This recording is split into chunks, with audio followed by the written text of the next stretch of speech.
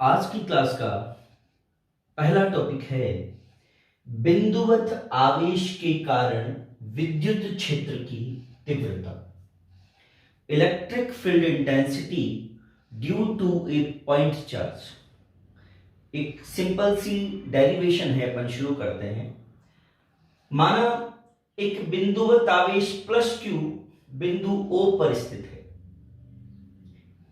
बिंदु O से small r दूरी पर स्थित बिंदु P पर एक परीक्षण धनावेश Q नॉट रखा हुआ है। कूलाम के नियम से आवेश प्लस Q द्वारा परीक्षण धनावेश Q नॉट पर लगाया गया विद्युत बल। कूलाम के नियम से ये निकालेंगे हम कि ये जो प्लस Q है वो इस परीक्षण धनावेश Q नॉट पर कितना विद्युत बल F वेक्टर लगाएगा। तो देखो F वेक्टर कूलाम का नियम लगा दिया। क्या है कूलाम का नियम? K Q1 Q2 upon R square. तो वही लगाया बेटा, K पहला आवेश Q, दूसरा आवेश Q नॉट, और दोनों के बीच की दूरी कितनी है? R का स्क्वायर, K Q नॉट बटे R स्क्वायर। अच्छा, ये वेक्टर फॉर्म में है, तो वेक्टर फॉर्म में है तो दिशा बताने के लिए आगे क्या लगा दिया बेटा? R cap. ये R कैप किसकी दिशा बताएगा बच्चों? बल की। और बल की दिशा हमको चित्र में दिख रही है बेटा कि ये भी धनावेश है और ये भी धनावेश है। तो ये धनावेश धनावेश को क्या करेगा? प्रतिकर्षित करेगा। ठीक है, धनावेश धनावेश को प्रतिकर्षित करेगा। तो ये बल किधर लग रहा है बेटा? O से P की ओर, O से P की ओर, है ना। तो इस R कैप की दिशा हो जाएगी कि यहां R कैप एक इकाई सदिश है जिसकी दिशा बिंदु O से P की ओर है, क्योंकि R कैप दिशा बताएगा किसकी? F वेक्टर की। और हमको चित्र में दिख रहा है कि ये भी धनावेश है, ये भी धनावेश, धनावेश धनावेश को प्रतिकर्षित करेगा। तो बल किधर है? O से P, और R कैप दिशा बताएगा बल की। बल की दिशा O से P, तो R कैप की दिशा किधर हो जाएगी? O से P। अब हमें निकालना है इस बिंदु P पर विद्युत क्षेत्र की तीव्रता। अतः बिंदु P पर विद्युत क्षेत्र की तीव्रता, तीव्रता हमने पिछले लेक्चर में पढ़ा था। क्या फॉर्मूला होता है? E वेक्टर बराबर F vector upon Q not. F vector की जगह F वेक्टर का मान लिख दो बेटा, K Q नॉट बटे R स्क्वायर R के, और इसमें Q नॉट का भाग दे दो तो Q नॉट से Q नॉट कट जाएगा। क्या आ जाएगा? E वेक्टर बराबर K Q upon R square R के। ठीक है। अच्छा, अगर सिचुएशन ऐसी हो बेटा कि बिंदु O पर प्लस Q नहीं हो, प्लस Q की जगह बिंदु O पर माइनस Q आवेश स्थित हो, तो देखो बेटा पहले तो चित्र में क्या चेंज आएगा कि बिंदु O पर माइनस Q और बिंदु P पर परीक्षण धनावेश Q नॉट, ये ऋणावेश ये धनावेश। तो ये वाला ऋणावेश इस वाले धनावेश को क्या करेगा? आकर्षित करेगा, है ना। यहां तो धनावेश धनावेश को क्या कर रहा था? प्रतिकर्षित कर रहा था, लेकिन यहां ऋणावेश धनावेश को क्या करेगा? आकर्षित करेगा। ठीक है। अच्छा, यहां देखो बेटा, जब यहां प्लस Q आवेश था तो यहां पर प्लस Q आ रहा था, लेकिन जब यहां पर माइनस Q आवेश है ना, जब बिंदु O पर माइनस Q है तो Q की जगह क्या आ गया बच्चों? Minus Q। ठीक है। अब मैंने क्या किया? ये सदिश राशि, ये सदिश राशि का परिमाण और ये R कैप सदिश राशि की दिशा। ठीक है। अच्छा बेटा, तो ये R कैप सदिश राशि की दिशा। अब मैंने बताया था तुमको एक बार कि परिमाण कभी भी नेगेटिव नहीं होता, तो ये माइनस का जो चिन्ह है वो यहां से तो हटेगा और R कैप के साथ लग जाएगा। तो E वेक्टर बराबर K Q upon R square minus R cap.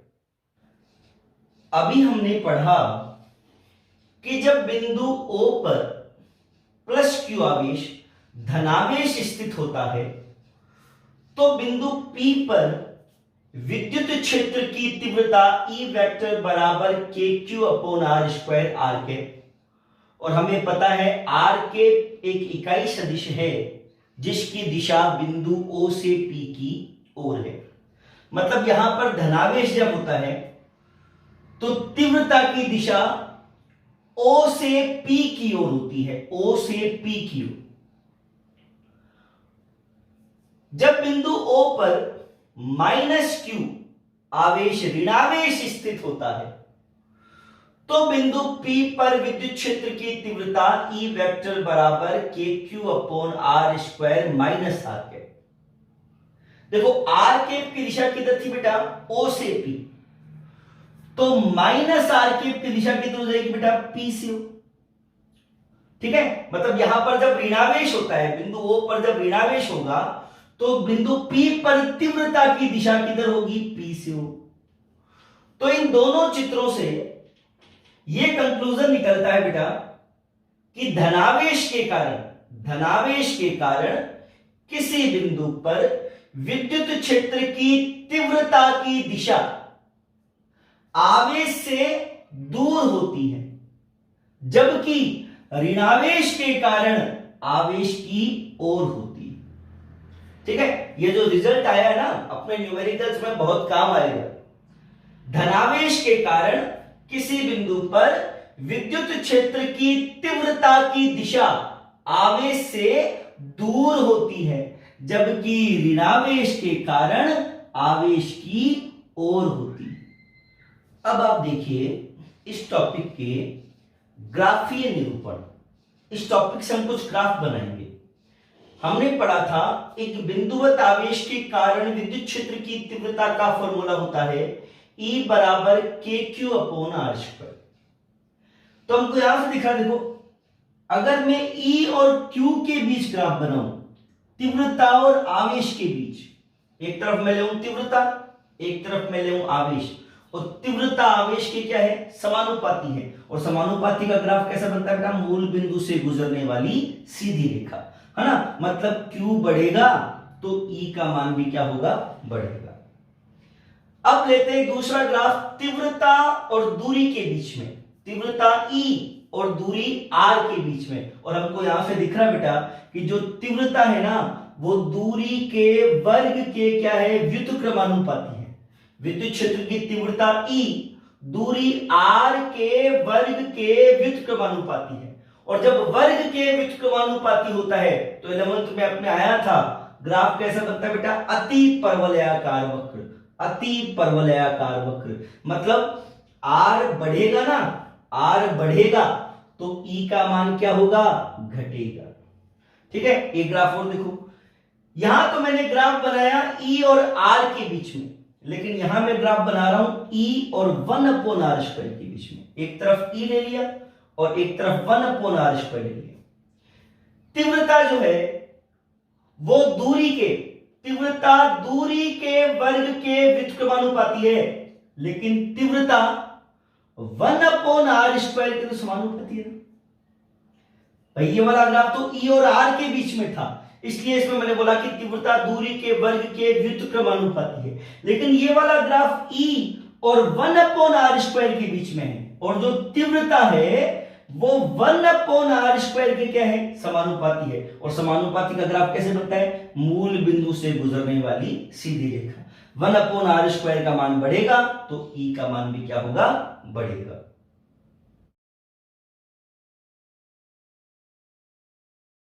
बिंदुवत आवेशों के समूह के कारण विद्युत क्षेत्र की तीव्रता, electric field intensity due to group of point charges. माना किसी स्थान पर स्मॉल एन बिंदुवत आवेश क्रमशः Q1, Q2, Q3, Q1 स्थित है। इन सभी आवेशों के कारण हमें इस बिंदु P पर परिणामी विद्युत क्षेत्र की तीव्रता ज्ञात करनी है। तो देखो बेटा क्या करेंगे, मैंने एक चीज मान ली कि ये सारे धनावेश है। ठीक है, Q1, Q2, Q3, U1 सभी आवेश धनावेश है। और धनावेश के कारण तीव्रता अभी आया था अपने, धनावेश के कारण किसी बिंदु पर विद्युत क्षेत्र की तीव्रता की दिशा आवेश से दूर होती है, आवेश से दूर होती है, आवेश से दूर होती है, आवेश से दूर होती है। हमें इस बिंदु P पर परिणामी विद्युत क्षेत्र की तीव्रता ज्ञात करनी है। तो क्या करना पड़ेगा, पहले पृथक पृथक तीव्रता ज्ञात कर लेंगे कि अकेले Q1 के कारण बिंदु P पर तीव्रता कितनी है, E1 वेक्टर। अकेले Q2 के कारण E2 वेक्टर, अकेले Q3 के कारण E3 वेक्टर, अकेले Q1 के कारण En वेक्टर। हमने अलग अलग तीव्रता ज्ञात कर ली। और सभी तीव्रता, ये जो तीव्रता होती है बेटा वो सदिश राशि होती है, और सदिश राशियों को क्या करते हैं, सदिश योग करते हैं, तो परिणामी तीव्रता आ जाती है।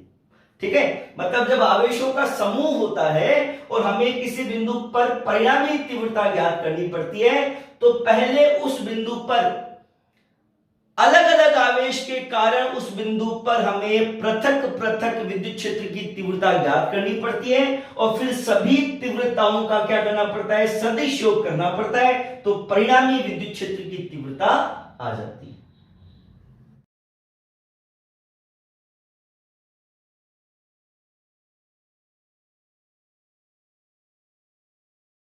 इस न्यूमेरिकल में दिया गया था हीलियम नाभिक से 3 सेंटीमीटर की दूरी पर निर्वात में विद्युत क्षेत्र की तीव्रता ज्ञात कीजिए। तो देखो बेटा, हीलियम का नाभिक 2 हीलियम 4, परमाणु क्रमांक 2, द्रव्यमान संख्या 4, मतलब हीलियम के नाभिक में 2 प्रोटॉन होते हैं और 2 न्यूट्रॉन होते हैं। अब हीलियम नाभिक पर अपन आवेश निकालते हैं Q। देखो बेटा, इसके अंदर 2 प्रोटॉन है, एक प्रोटॉन पर आवेश होता है +E, है ना, तो 2 पर क्या हो गया, Q बराबर 2E, और E का मान लिख दिया 1.6 इंटू 10⁻⁻19 कूलम। तो हीलियम नाभिक पर आवेश आ गया Q बराबर 3.2 इंटू 10⁻19 कूलम। कितनी दूरी पर तीव्रता निकालनी है, दूरी है R बराबर 3 सेंटीमीटर, 3 इंटू 10⁻⁻2 मीटर, सेंटीमीटर को मीटर में कन्वर्ट करिए। विद्युत क्षेत्र की तीव्रता क्या होता है, फॉर्मूला E बराबर KQ अपॉन R स्क्वायर। निर्वात में K का मान कितना होता है, 9 गुणा 10 की घात 9, Q का मान 3.2 गुणा 10 की घात -19, और दूरी R 3 इंटू 10⁻2 का होल स्क्वायर। इसको जब सॉल्व किया बच्चों तो आया E बराबर 3.2 इंटू 10⁻6, और तीव्रता का मात्रक किससे बना लिया, मैंने बताया था तीव्रता का फॉर्मूला E बराबर F अपॉन Q नॉट, है ना। तो बल का क्या हो गया, न्यूटन, और आवेश का क्या हो गया बच्चों, कूलम, या एक वोल्ट प्रति मीटर भी बताया था, वो भी आप लिख सकते हो। अच्छा, अगर इसकी दिशा पूछ ले कि तीव्रता का मान भी बताओ, तीव्रता की दिशा भी बताओ, है ना, तो मान तो हमने निकाल लिया, अब दिशा देखो बेटा, क्या दिया, नाभिक, और नाभिक पर क्या होता है, धनावेश, और धनावेश के कारण तीव्रता किधर होती है, आवेश से दूर, है ना, तो यहां पर लिख देंगे दिशा नाभिक से दूर हो।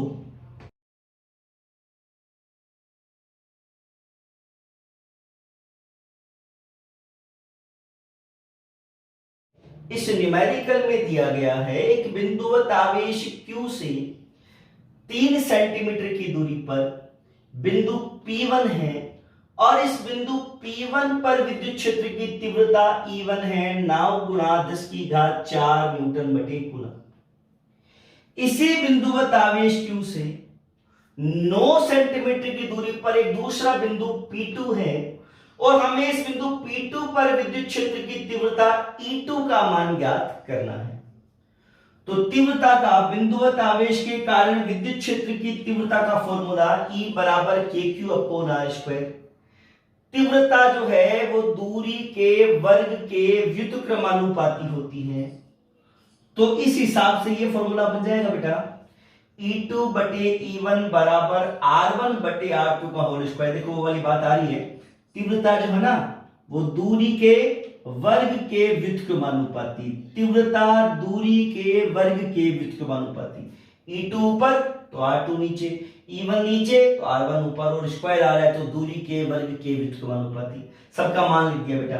E1 का मान हमें पता था 9 इंटू 10⁻4, R1 कितना 3 सेंटीमीटर, R2 कितना 9 सेंटीमीटर। यहां सेंटीमीटर को मीटर में कन्वर्ट नहीं करोगे तो भी चल जाएगा, क्योंकि 10⁻2 से 10⁻2 कट जाएगा। ठीक है, अब इसको जब सॉल्व करेंगे तो E2 का मान आ जाएगा 1 इंटू 10⁻4 न्यूटन अपॉन कूलम। इसी फॉर्मूला पर बेस्ड एक न्यूमेरिकल अभी आपके सामने आ रहा है, जो आपको अपने आप करना है।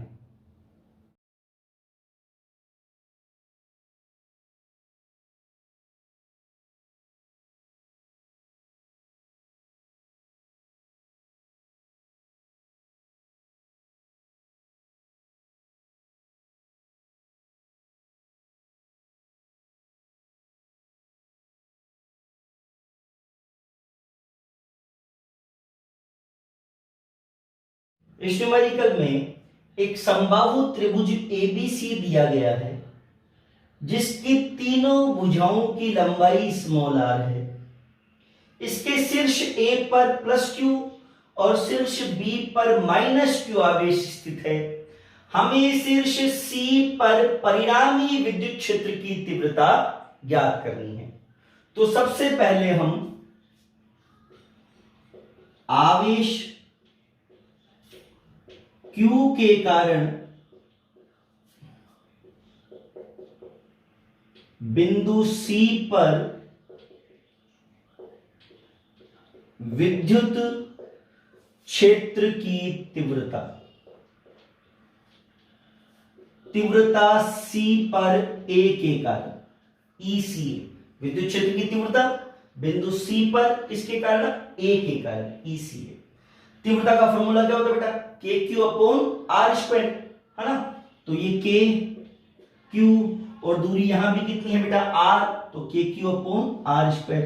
और अभी मैंने बताया था बेटा ये धनावेश है और धनावेश के कारण किसी बिंदु पर तीव्रता की दिशा किधर होती है?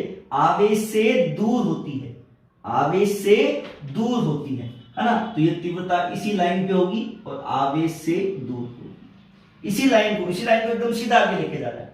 धनावेश के कारण आवेश से दूर, है ना, ECA। इसकी दिशा हो जाएगी बच्चों A से C की ओर। ठीक है, फिर अपन निकालते हैं आवेश माइनस Q के कारण, आवेश माइनस Q के कारण बिंदु C पर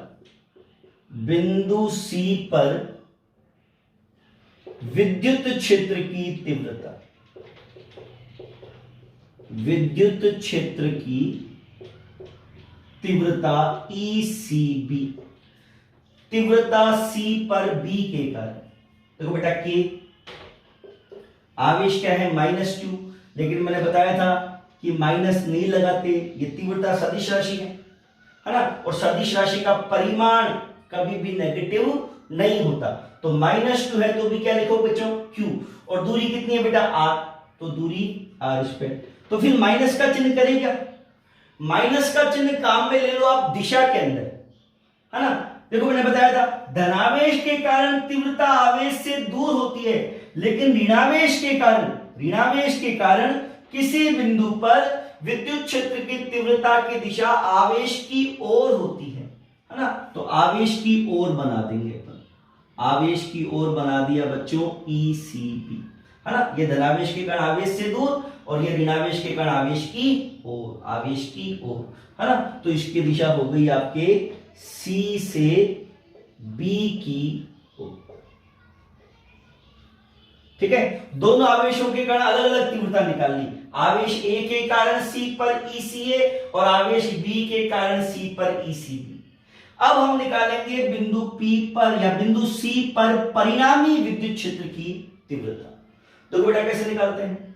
मैंने आपको बताया था पहले भी, जब दो सदिशों की टैन मिलती है तो वो होती है आसन्न भुजाएं, और समांतर चतुर्भुज नियम से उनके कटान बिंदु से गुजरने वाले विकर्ण के ऊपर उनका परिणामी आता है।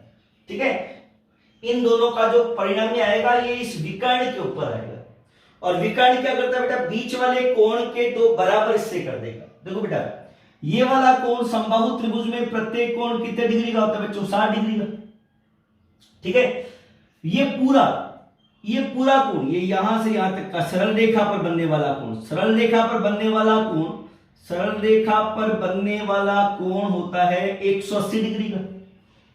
और 180 डिग्री में से ये इतना 60 डिग्री अगर मैं कम कर दूं बेटा, 180 में से ये 60 डिग्री कम कर दूं तो ये कोण कितना बचा? 120 डिग्री का। ठीक है, और ये विकर्ण से 120 डिग्री के दो बराबर हिस्से कर देगा, तो ये हो जाएगा 60 डिग्री, ये नीचे वाला भी हो जाएगा बच्चों 60 डिग्री। अब अपन क्या कर देंगे? कंपोनेंट कर देंगे। शीर्ष C पर आवेश A के कारण विद्युत क्षेत्र की तीव्रता ECA, धनावेश के कारण आवेश से दूर, तथा ऋणावेश के कारण ECB आवेश की ओर। और इन दोनों के बीच का कोण बताया था मैंने 120 डिग्री। और ये जो विकर्ण होगा वो बीच के कोण के दो बराबर इससे कर देगा, तो 60 डिग्री और 60 डिग्री। अब हमने कर लिए बेटा इसके घटक। ECA जिधर कोण बनता है उधर कोस और उसके लंबवत साइन, इसका भी किया। जिधर कोण बनता है उधर कोस और उसके लंबवत साइन। फिर घटक करने के बाद मैंने आपको बताया था बच्चों, जिसके घटक करते हैं मानते हैं वो है ही नहीं, तो मैंने इसके भी घटक किए, इसके भी घटक किए, तो ऐसा अज्यूम करो कि ये है ही नहीं। ठीक है। अच्छा बेटा, इन दोनों का परिमाण समान और दिशा विपरीत है। ECA sin 60 और ECB sin 60। इन दोनों का परिमाण समान है, दिशा विपरीत है, तो ये दोनों एक दूसरे को निरस्त कर देंगे और ये दोनों एक ही दिशा में जुड़ जाएंगे। तो सिचुएशन ऐसी आ जाएगी, बिंदु C पर ये दो तीव्रताएं बचेगी, ECA cos 60 और ECB cos 60, और दोनों एक ही दिशा में होगी। तो बिंदु C पर या शीर्ष C पर परिणामी विद्युत क्षेत्र की तीव्रता ECA cos 60 plus ECB cos 60 मान लिख दिया हमने। ECA का ECB का और cos 60 का मान कितना होता है बेटा 1/2। इसको सॉल्व किया तो आया EC बराबर KQ square upon R square. ठीक है। ऐसा ही एक न्यूमेरिकल अभी आपके सामने आ रहा है जो आपको अपने आप सॉल्व करना है।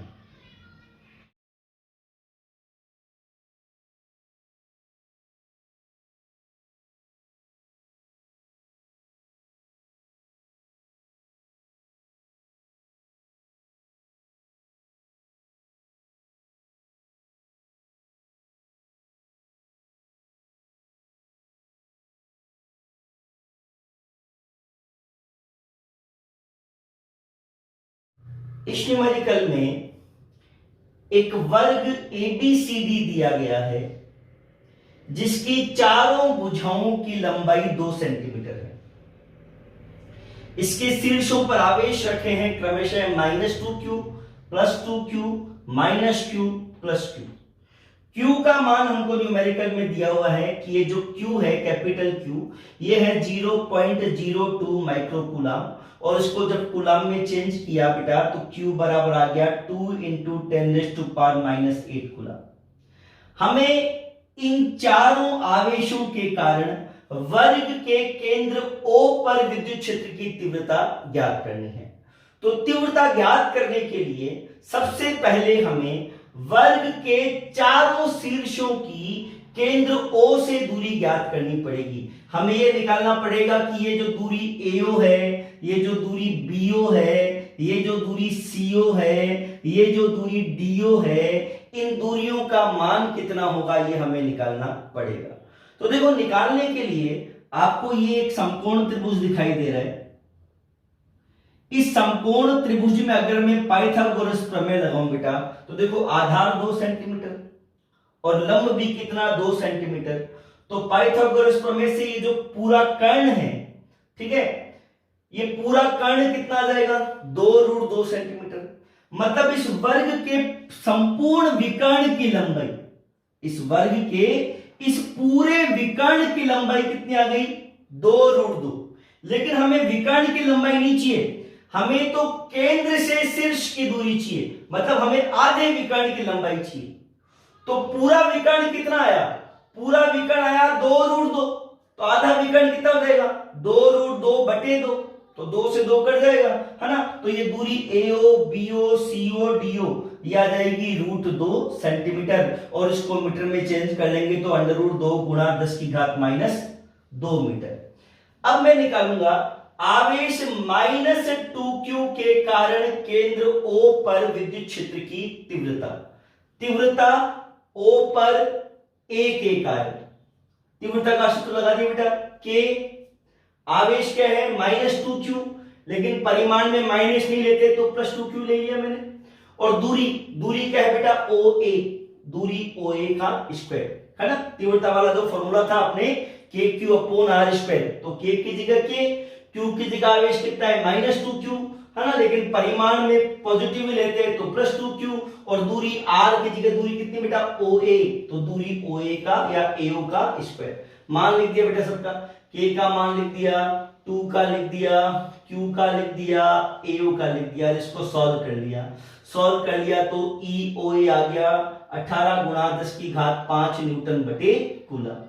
ठीक है, दिशा किधर आ गई बेटा, ये ऋणावेश है और ऋणावेश के कारण तीव्रता की दिशा किधर होती है, आवेश की ओर, आवेश की ओर, तो दिशा हो गई ओ से ए की ओर, ओ से ए की ओर। इसी तरह से बेटा आवेश +2q के कारण केंद्र O पर विद्युत क्षेत्र की तीव्रता, +2q के कारण केंद्र O पर EOB, देखो बेटा सेम ही आएगी बिल्कुल।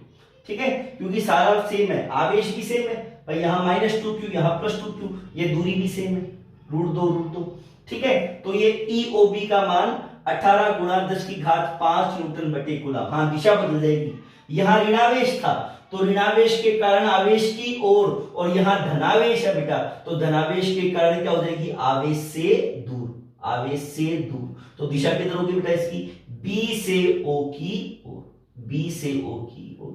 ठीक है, इसकी दिशा हो गई बी से ओ की ओर। ऐसे बेटा आवेश -q के कारण केंद्र O पर विद्युत क्षेत्र की तीव्रता, तीव्रता O पर C के कारण, के है ना, माइनस चिन्ह लगाएंगे, आवेश q और बीच की दूरी बेटा CO का होल स्क्वायर मान लिख दिया सबका, इसको सॉल्व कर लिया।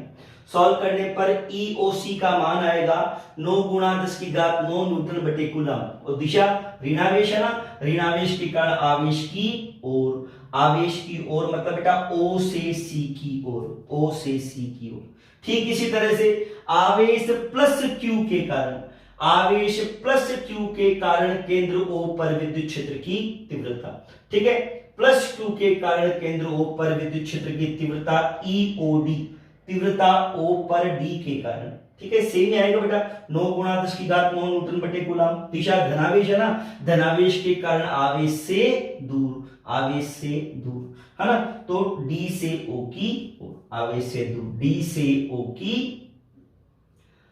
ठीक, वर्ग के केंद्र O पर 4 अलग अलग तीव्रताएं हमने ज्ञात कर ली, आवेश A के कारण, आवेश B के कारण, आवेश C के कारण और आवेश D के कारण।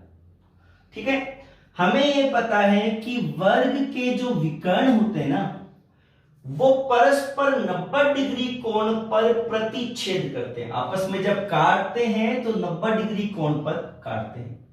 हमें इस केंद्र O पर परिणामी विद्युत क्षेत्र की तीव्रता ज्ञात करनी है, तो उसके लिए हमने क्या किए, कंपोनेंट किए, इनके घटक किए। देखो बेटा, इन दोनों का जो परिणामी है वो इनके कटान बिंदु से गुजरने वाले विकर्ण में मिलेगा, और इन दोनों का परिणामी इनके कटान बिंदु से गुजरने वाले विकर्ण में मिलेगा। ठीक है, और इनके कटान बिंदु से जो विकर्ण गुजरेगा वो इस कोण के 2 बराबर हिस्से कर देगा, तो 90 डिग्री वाला कोण हो जाएगा बेटा ये 45 डिग्री, 45 डिग्री, इधर भी हो जाएगा बच्चों 45 डिग्री और 45 डिग्री। अब अपन कर देंगे घटक, तो घटक करेंगे तो देखो स्थिति ऐसी आ जाएगी, ये EOA है, इसका इधर घटक, इधर से कोण बन रहा है ना, इधर कोण बन रहा है तो इधर cos 45, उसके लंबवत sin 45। ऐसे ही EOB का इधर किया तो EOB cos 45 और इसके लंबवत EOB sin 45, ये कर दिया हमने घटक। ऐसे बेटा EOC का किया तो EOC का इधर घटक, ये वाला कोण भी 45 डिग्री, 45 डिग्री। ठीक है, ये EOC था, EOC का इस लाइन पे घटक किया तो EOC cos 45, इसके लंबवत इधर EOC sin 45। ऐसे बेटा EOD का किया, EOD इधर से कोण बना रहा है तो EOD cos 45, इसके लंबवत इधर EOD sin 45। इसके बाद मैंने क्या बताया था, जिनके घटक किए हैं ऐसा अज्यूम करना है कि वो है ही नहीं। तो देखो हमने EOA का घटक किया, EOB का किया, EOC का किया और EOD का किया, इन 4 के तो मैंने घटक किए थे। ठीक है, तो ये मैं मान लेता हूं ये चारों है ही नहीं। इसके अलावा जो परिमाण में समान और दिशा में विपरीत हैं, वे एक दूसरे को क्या कर देंगे, निरस्त कर देंगे। तो इधर देखो बेटा, EOA sin 45 जो है ना, वो EOB sin 45 को निरस्त कर देगा। EOA sin 45 कैंसिल आउट कर देगा EOB sin 45 को। इसी तरह से EOC sin 45 कैंसिल आउट कर देगा EOD sin 45 को। ठीक है, तो ये जिन पे मैंने क्रॉस लगाया है, मैं अब उनको नहीं बनाऊंगा। इसको इसको इसको इसको इसको इसको इसको इसको, है ना, ये सारे घटक मैं मानता हूं ये है ही नहीं। तो सिचुएशन मेरे पास कुछ ऐसी आ जाएगी, है ना। ये वर्ग का केंद्र O, इधर EOA cos 45 EOB cos 45, ये दोनों एक दिशा में जुड़ जाएंगे। इधर EOD के cos 45 और EOC cos 45, ये दोनों एक दिशा में जुड़ जाएंगे। ठीक है, ये दोनों एक दिशा में जोड़ दिए, ये दोनों एक दिशा में जोड़ दिए। अब देखो बेटा, ये एक दूसरे को कैंसिल आउट नहीं कर सकते, क्योंकि बेटा ये बड़ा है, ये छोटा है। भाई कैंसिल आउट कब करते हैं, जब परिमाण समान और दिशा विपरीत, कि जितना इधर उतना ही इधर, जितना इधर उतना ही इधर, तो कैंसिल आउट होता है। लेकिन इधर ज्यादा है, इधर कम है, तो फिर क्या करेंगे, बड़े वाले में से छोटे वाले को घटा देंगे। हमें केंद्र O पर परिणामी विद्युत क्षेत्र की तीव्रता निकालनी है ना। तो ये दोनों एक दिशा में थे, इनको जोड़ दिया। ये दोनों भी एक दिशा में थे, इनको भी जोड़ दिया। और ये बड़े वाले में से ये छोटे वाले को क्या कर दिया, घटा दिया। फिर देखो बेटा, cos 45 cos 45 cos 45 cos 45 चारों में है, कॉमन ले लिया। क्या आ गया बेटा, ये EOA plus EOB minus EOC minus EOD, सबका मान लिख दिया। 18 गुणा 10 की घात 5, 18 गुणा 10 की घात 5, 9 गुणा 10 की घात 5, 9 गुणा 10 की घात 5, माइनस 9 गुणा 10 की घात 5, माइनस 2 गुणा 10 की घात 5, ये 18 गुणा 10 की घात 5, ये कर जाएंगे। क्या बचेगा बेटा, 18 गुणा 10 की घात 5 और cos 45 का 1/√2। ठीक है, तो 18/√2 गुणा 10 की घात 5 न्यूटन बटे कूलम, ये आपके केंद्र O पर परिणामी विद्युत क्षेत्र की तीव्रता आ जाएगी। बहुत ही अच्छा न्यूमेरिकल है, 2-3 बार देख देख के प्रैक्टिस इसकी करनी है।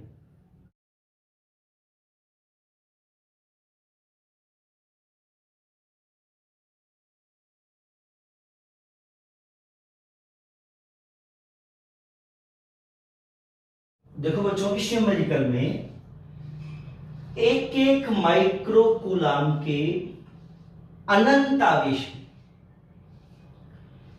और ये सभी आवेश एक्स अक्ष के ऊपर रखे हुए हैं। पहला आवेश 1 सेंटीमीटर पर, दूसरा 2 सेंटीमीटर पर, तीसरा 4 सेंटीमीटर पर, फिर 8 सेंटीमीटर पर, ऐसे करते करते अनंत आवेश अनंत तक रखे हुए हैं। हमें इन सभी आवेशों के कारण मूल बिंदु O पर परिणामी विद्युत क्षेत्र की तीव्रता ज्ञात करनी है। देखो बेटा कैसे करते हैं।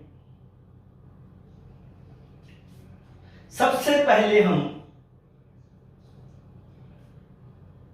ये जितने भी आवेश हैं सारे धनावेश हैं, और धनावेश के कारण तीव्रता आवेश से दूर, आवेश से दूर, आवेश से दूर, आवेश से दूर, सभी तीव्रताएं आवेश से दूर होगी, सभी एक ही दिशा में होगी, है ना। इसके कारण भी दूर, इसके कारण भी दूर, इसके कारण भी दूर, इसके कारण भी दूर, और पीछे वाले सारे आवेशों के कारण भी दूर।